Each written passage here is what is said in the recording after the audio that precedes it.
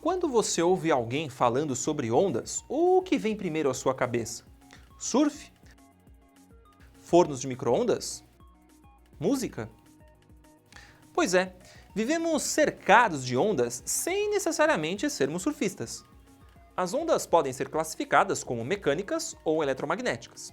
As ondas do mar e as ondas sonoras, por exemplo, são classificadas como mecânicas, enquanto a luz e a radiação ultravioleta são exemplos de ondas eletromagnéticas.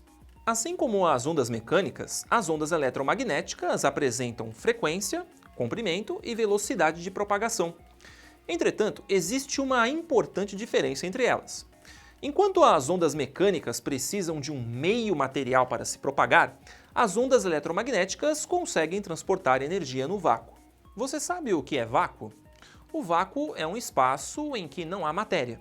Por essa razão, no nosso planeta, só podemos encontrá-lo em condições controladas. O vácuo, no entanto, existe fora da Terra. Agora, voltando às ondas.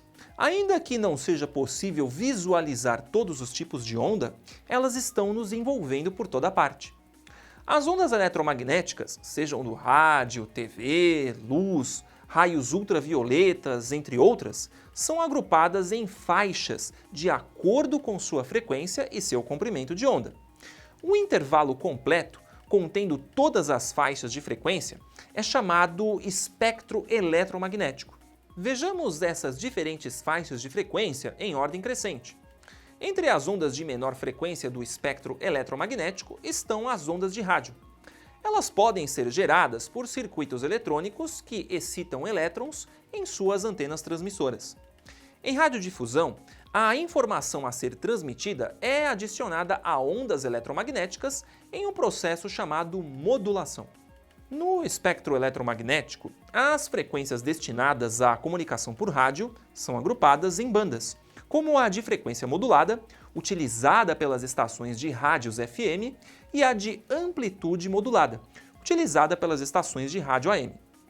Há bandas destinadas para uso militar, com uma faixa de frequência de uso exclusivo da polícia e outra de uso exclusivo das Forças Armadas.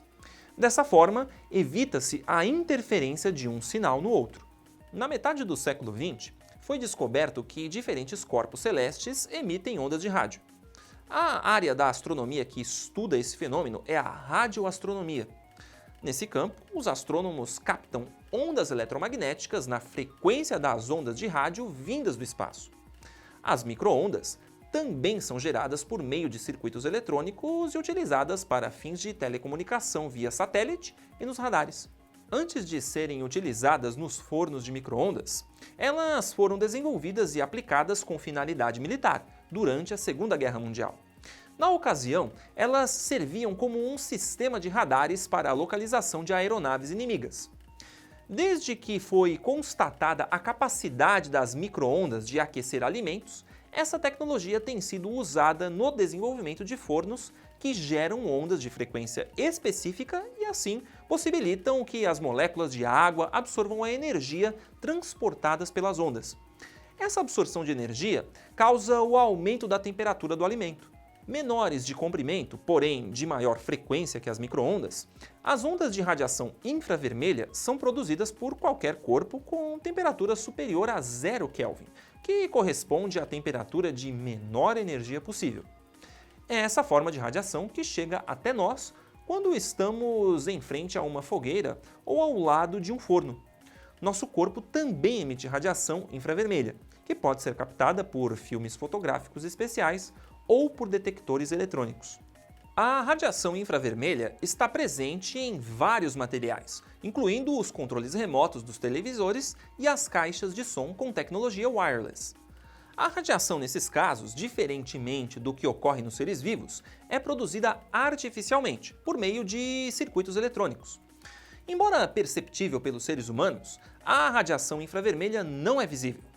A luz é a única faixa de ondas eletromagnéticas que conseguimos enxergar, diferentemente dos outros tipos de radiação. A luz pode ser gerada por corpos aquecidos, como a chama de uma vela, ou por gases, como nas lâmpadas de vapor de sódio e de mercúrio. No caso dos gases, a luz é emitida por elétrons que mudam de nível de energia nos átomos. Isaac Newton, cientista inglês, ao final do século XVII, desenvolveu a teoria das cores por meio de experimentos que envolviam a passagem de luz através de um prisma. Ele constatou que a luz branca pode ser decomposta em 7 cores: vermelho, alaranjado, amarelo, verde, azul, anil e violeta.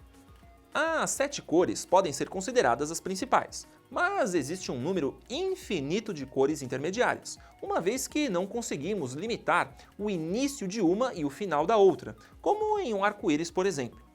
A radiação ultravioleta, por sua vez, já não pertence ao espectro visível e é produzida por deslocamentos dos elétrons na eletrosfera dos átomos. O Sol é uma grande fonte de radiação ultravioleta. Porém, como dito anteriormente, devido à sua alta frequência e quantidade de energia, as ondas ultravioletas iniciam a faixa das ondas com potencial nocivo às células.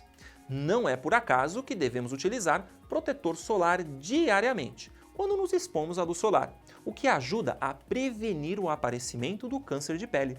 Essa radiação é utilizada pela medicina para matar bactérias e inativar vírus, esterilizando a água, o ar e alguns materiais. Na dermatologia, esse tipo de radiação pode ser usado de forma controlada para combater a acne, enquanto na odontologia, essa radiação é usada em resinas para restaurações dentárias. As ondas de raio-x são muito utilizadas na medicina. Essas ondas são produzidas em equipamentos especiais. Neles, um feixe de elétrons em velocidade elevada é lançado contra uma barreira metálica. No choque, a brusca desaceleração desses elétrons produz os raios-x. Por causa de seu alto poder de penetração, ela é aplicada em diagnósticos por exames de imagem.